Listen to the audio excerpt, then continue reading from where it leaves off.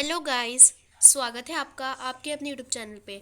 So guys, आज हम class 9th की हिंदी की वर्कशीट नंबर 42 करेंगे, जो कि 22 अक्टूबर 2021 की है। यहाँ पे आप अपना नाम लिखेंगे और यहाँ पे अपनी क्लास टीचर का नाम लिखेंगे। तो चलिए स्टार्ट कर देते हैं। तो हमारी जो आज की वर्कशीट है वो बेसिकली वाक्य और उसके भेद के बारे में है। तो चलिए स्टार्ट करते हैं। हमारी बातचीत और उसकी समझ को व्याकरण में भाषा कहा जाता है। जो भी हम बातचीत करते हैं, फिर जो भी हम लोगों का बोलना समझते हैं, उसको हम व्याकरण में भाषा कहते हैं। जब हम बातचीत करते हैं तो वह पंक्तियों में होता है ना। जब भी हम कोई बातचीत करते हैं वो पंक्तियों में हो जाता है, मतलब ग्रुप्स में हो जाता है, जिसे वाक्य कहा जाता है।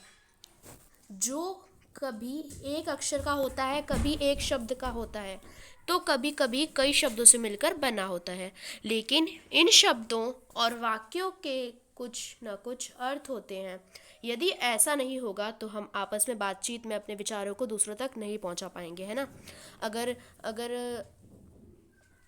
अगर हमारी कोई बातों का कोई मतलब ही नहीं होगा तो हम अपनी बातचीतों को दूसरों तक कैसे पहुंचा पाएंगे। तो इन जो शब्द होते हैं इनका कोई ना कोई अर्थ होता है। जैसे शिक्षक हमें शरीर की रचना को समझाने के लिए एक एक अंग, पैर, नाक, कान, उंगली आदि के संबंध में बताते हैं, जिससे कि हमें शरीर की रचना समझने में सुविधा होती है। उसी तरह से भाषा के भी विभिन्न अंग होते हैं, जिसको समझ लेने से भाषा और वाक्य को समझना अधिक आसान हो जाता है। भाषा या हमारे बातचीत का सबसे छोटा अंग वर्ण है। वर्ण मीन्स एक, जैसे अ, आ, ई, ये हमारे वर्ण होते हैं। फिर वर्ण मिलकर शब्द बनाते हैं। तो जो छोटे छोटे वर्ण होते हैं, जैसे कि व, फिर जैसे मान लीजिए अ, द, र, क, इन्होंने मिला के क्या बना दिया, शब्द बना दिया। क्या बना हमारा, अ, द, र, क से मिलके अदरक। तो ये शब्द बन गया। और शब्दों के सार्थक रूप से मिलकर वाक्य बनते हैं। और जब शब्द मिलते हैं तो हमारे क्या बन जाते हैं, वाक्य बन जाते हैं। जैसे मान लीजिए वह, फिर उसका हो गया खेल रहा है। तो देखो एक एक एक वर्ण ने मिलकर एक एक अक्षर बनाया, सॉरी एक एक शब्द बनाया, और फिर एक एक शब्द ने मिलकर एक वाक्य बना दिया। फिर फिर कई वाक्य मिलकर हमारी भाषा या बातचीत को अर्थ या फिर समझा देते हैं, समझ में आ जाता है हमें। मान लीजिए कि भाषा एक मकान है। वर्ण भाषा में ईंट की तरह शब्द, ठीक है। अब वो कह रहे हैं कि आप ऐसे मान लीजिए कि जो भाषा है वो एक तरह का घर है, मकान है, जिसमें जो वर्ण होते हैं वो ईंट की तरह, शब्द दीवार बन जाते हैं, और जो वाक्य होते हैं वो छत बन जाते हैं। और इन सब से मिलकर भाषा रूपी भवन तैयार होता है। हम कह सकते हैं वाक्य सार्थक शब्दों का ऐसा समूह है जिससे कोई भाव, समझ या विचार प्रकट होता है। वाक्य के तत्व तथा उसके अंग भी होते हैं। अब वाक्य को उद्देश्य या विधेय दो भागों में बांटा गया। तो जो वाक्य हैं उनको हमने दो भागों में बांटा है। वो क्या है, उद्देश्य और विधेय। उद्देश्य वाक्य का वह अंग होता है जिसके बारे में कुछ कहा जाए। उद्देश्य वो होता है जो कि जिसके बारे में हम कुछ कह रहे होते हैं। ये मुख्य रूप से कर्ता होता है, और ये कर्ता होता है। जैसे मान लीजिए बच्चे खेलते हैं, तो हम इसमें जो हमारा उद्देश्य होगा वो होगा बच्चा, क्योंकि हम बच्चे के बारे में बात बता रहे हैं कि जो बच्चे हैं वो खेल रहे हैं, खेलते हैं। इस वाक्य में बच्चों के बारे में कहा जा रहा है, अतः बच्चे इस वाक्य में उद्देश्य या कर्ता है। वाक्य के उद्देश्य या कर्ता के विषय में जो कुछ कहा जाता है वह विधेय होता है। और जैसे मान लीजिए उद्देश्य या फिर कर्ता के बारे में जो भी हम कहते हैं वो क्या होता है, हमारा विधेय हो जाता है। जैसे मान लीजिए गीता टीवी देखती है, तो इसमें जो हमारा उद्देश्य है वो तो गीता हो गई, गीता के बारे में बात कर रहे हैं।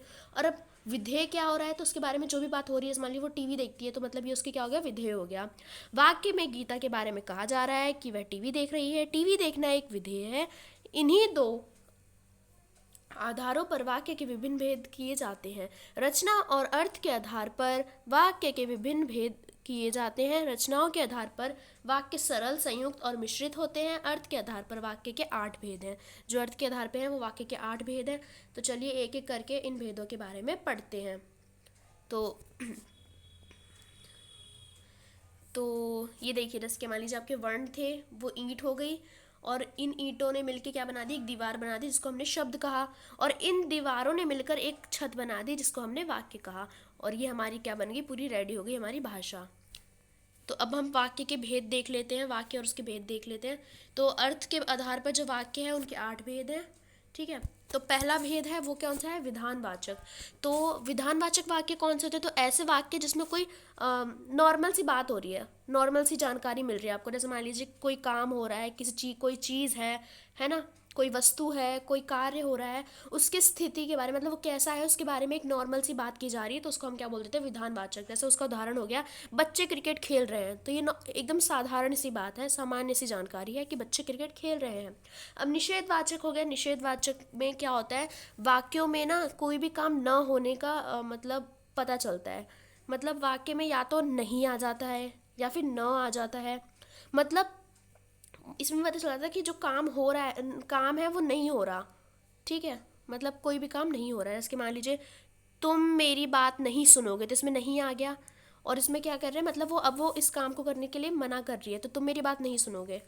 तो ये हो गया हमारे निषेधवाचक। उसके बाद होता है हमारा आज्ञावाचक। तो आज्ञावाचक वो वाक्य होते हैं जिसमें जो उपदेश, अनुमति, प्रार्थना आदि के भाव को प्रकट होते हैं। मतलब ये क्या करते हैं, जो आज्ञावाचक होते हैं, इसमें हम किसी को आदेश देते हैं या फिर लेते हैं या फिर किसी से प्रार्थना करते हैं, तो इसी को हम क्या बोल देते हैं, आज्ञावाचक। जैसे कि मान लो अभी बाहर रुको, तो ये हमने क्या दे दिया, किसी को आदेश दे दिया, तो ये क्या हो गया हमारी तरह से, आज्ञावाचक हो गया। फिर उसके बाद है विस्मयादि वाचक। तो इसमें क्या होता है, इसमें इसके मान लीजिए किसी विस्मयादि वाचक, मतलब आपने वो एक्सक्लामेशन वाले वर्ड्स सुने होंगे, साइन सुना होगा, है ना। ये होता है एक्सक्लामेशन का साइन। मैं आपको बता देती हूँ कौन सा होता है एक्सक्लामेशन का साइन। तो उसका साइन ऐसा होता है, यूँ करके एक पॉइंट लगा रहता है ना। जैसे मान लीजिए आपको शाबाश के बगल में आपको दिख रहा होगा।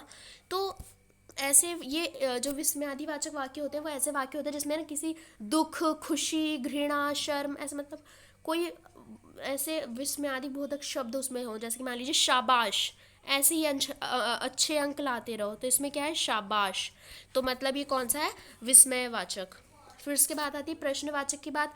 तो जिन वाक्यों में किसी प्रकार का प्रश्न पूछा हो, मतलब जिन भी वाक्यों में आपसे कोई प्रश्न पूछा जा रहा है, जैसे मान लो क्या तुम खाना खा रहे हो, ऐसे करके, तुम वहाँ क्यों जा रहे हो।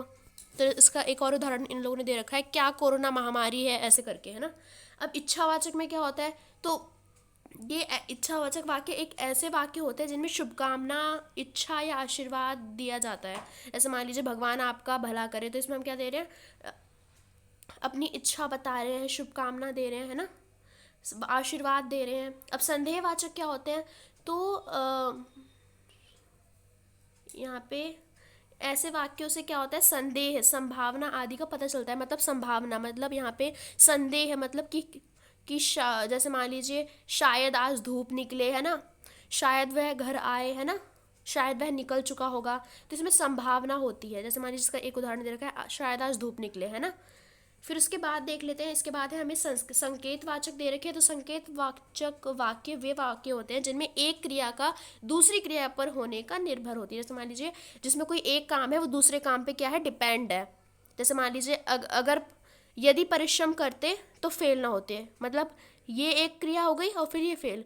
अगर इस ये जो ये वाली फल है ये इस परिश्रम पे डिपेंड है, मतलब दोनों एक दूसरे पर डिपेंड है ना। अगर वो पढ़ाई करती तो पास हो जाती, है ना, अगर वो ना अच्छा नाचती तो उसे प्राइज मिलता। तो ये सब क्या है, ये संकेतवाचक है। उसके बाद इस वर्कशीट में सिर्फ ये आठ आठ प्रश्न ही दिए हुए हैं। तो चलिए एक बार इन प्रश्नों को हल कर लेते हैं। तो एक बार पढ़ लेते हैं इसमें है क्या।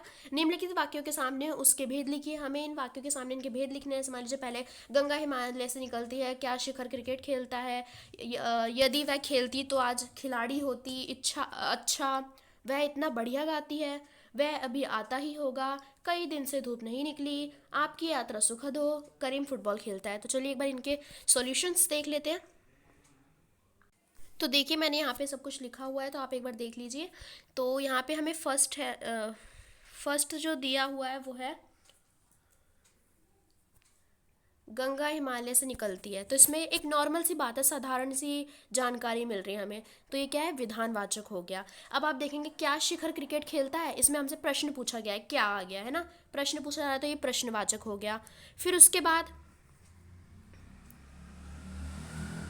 यदि वह खेलती तो आज खिलाड़ी होती।